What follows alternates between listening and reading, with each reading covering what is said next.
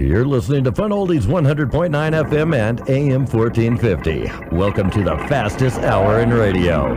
All About Cars. Brought to you by ABC Motors. How about that? Brought to you by ABC Motors Prescott with your host, David, don't call me Dave Spence, and Big Mike Hill. Good morning, Scott. Good morning, David. Sounds like Scott needs some of your morning tea. I think so. You need something to wake him up in there. Oh, man. Did you sleep on your tongue and now it won't wake up? That's right, man. Actually, I think he probably brushed it and he can't do a thing with it. Well, we got a whole lot to do today. We got a whole lot to talk about this morning. Oh, where do we begin? I saw that you've got your little solstice back. Yeah, but it's not fixed. Well, it's still a solstice. It's still a solstice. Well, I was missing the car. I was driving the Buick, and I wasn't real happy with the Buick. Yes. And got to the point where I wanted the convertible back. What fun is to go down to Phoenix on a nice hot night and not have the convertible to run around in. So I went and got it back. And reality is now they're saying that, well, you can drive them around as long as you have the key only and don't even have the key fob on it. Oh, Can you believe that? Only the key. Amazing. So that tells you how weak the switches are. They don't have the switches in. They can't tell you when the switches are coming. GM has the switches being made, but there's like a whole plethora of those little puppies hiding behind the dealership locally and everywhere around Phoenix. And, a few of us are giving up and saying, well, we're going to take our lives in our hands and drive our cars with just a key. I'm just picturing Paul Revere riding through town in the solstice. The switches are coming. The switches are coming. Probably true. That's pretty good. But I can't find, nobody can tell you when they're coming. Well, seriously. I know. There is one good thing about you getting the convertible back, David. That means that you get to get the windblown hair again. Well, yeah. I mean, what fun is it without it? Now, like I promised you last week, I invited her. She's washed the sleep out of her eyes and she's shaking her hair. And she actually looks wide awake and very beautiful this morning. Thank you. And it's Erin from the Hair Lair. And Erin, I promised David that you would cut his hair on the radio for everyone to see. Well, here anyway. Well, either way. Well, you can say you saw it on the radio. We do paint a picture here.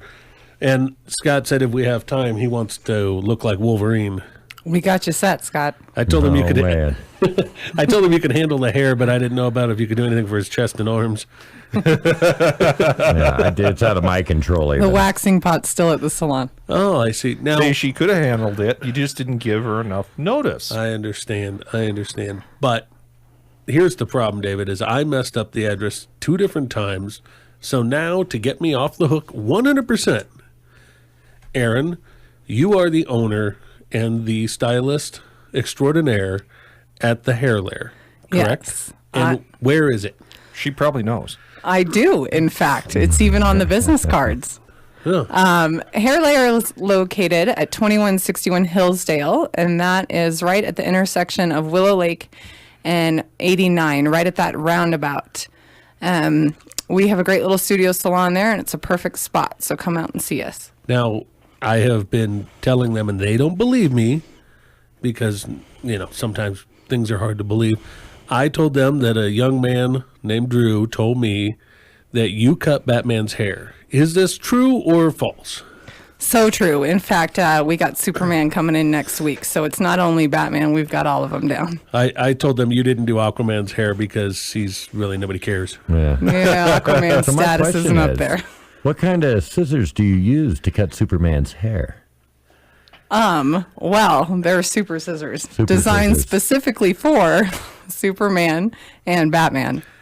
Very Yeah. nice. So you can use Probably- the same ones on Batman that you use on Superman? I can. But I you can. clean them.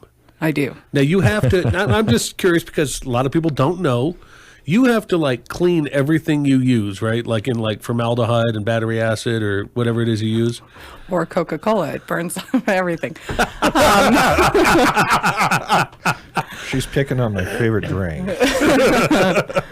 Yes, we do. We clean every utensil we ever use. If anything drops the floor, we're not picking that up and using it. Hairstylists are taught to be clean, and a true hairstylist will practice that and keep their their clients in the best health that they can. Now, when you say a true hairstylist, I'm sorry, David, I'm just interrupting you. Go ahead. Well, I mean, you had a thought. No, I'll let I you do express have a it. thought. I mean, this is just interesting. She's a female, and the statistic says that females pick up their food off the floor and will eat the food. Really, that's a statistic. That's a real statistic. It's you're happened not once or like that? twice in my life. Oh, yeah. Now, But she won't use the utensils again. This I like. I read 80% of statistics are made up, but I don't know who to believe anymore.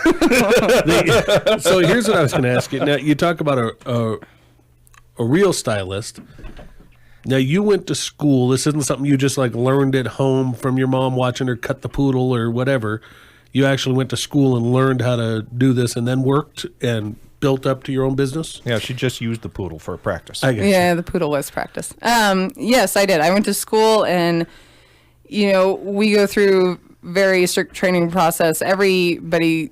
A lot of people think that stylists are just hairstylists. They dropped out of college, but we go through a lot and we learn a lot. And when you have a true passion, that's when you take it to the next level. So I went to school and was at some salons around town and really grew my business and grew my passion. And now I'm able to take that into a business where I can take that one step further and really show my clients that personal touch and give them what I believe that they should receive. Cool. So it's kind of like just like we've been talking about, David, knowing your craft, knowing what you're doing, getting good at it, and being reputable is a big deal. And it's just as big a deal for you with your hair as it is for Scott with his car, or me with my car, or our listeners with anything, really. I mean, it's all a big deal. Well, of course it is. I'm not a hair whore going wherever I want to. I go to... You didn't like that one, did you? He's about to die over here on this one. But realistically, no, I go to only people who are really, really good. So Erin's really good. Thank you. And I want to settle a couple things real quick. Erin, David is under the impression that I've never had my hair cut by you.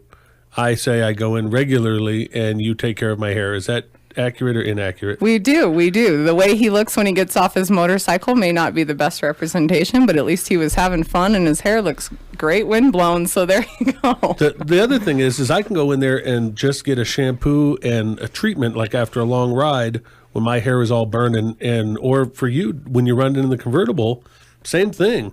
A lot of those older cars that we've been looking at, they don't even have tops. They're completely open. This is true. The 28 Whippet that Mark has across the street from us, that's, he doesn't even have a top for it. Has he sold that yet? No, not that I know. What's he asking for it so everybody knows? I don't know what he wants for it right now. I think he's enjoying playing with it, to be honest. I don't know. It's interesting that he'd be playing with that. It doesn't seem like his speed. Anything that goes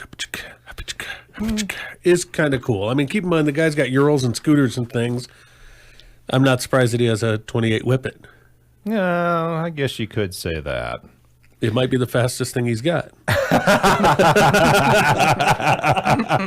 All right, Mike, what is a 28 Whippet? Do you even know what it is? Well, it was a predecessor to the Willis, correct? Well, not a predecessor, but it is a Willis Overland product. There you go. Yeah, it's the lower priced version of Willis in the late 20s when they were really making a lot of cars. About the time the car was built, you're talking about a car company making about 300,000 cars a year, pretty close to it.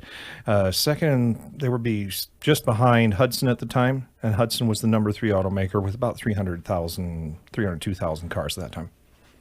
See? So, kind of cool stuff. It is.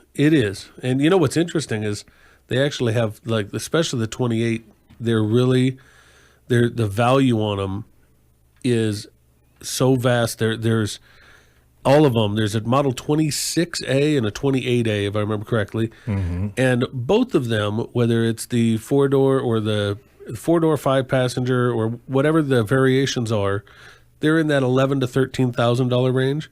But then if you get the 5-passenger touring, it's like $36,000 Blue Book on it. And the problem is, I can't find any documentation anywhere to explain the difference between the touring version and the non-touring. That would be an interesting thing to have to study and find out what the actual difference is.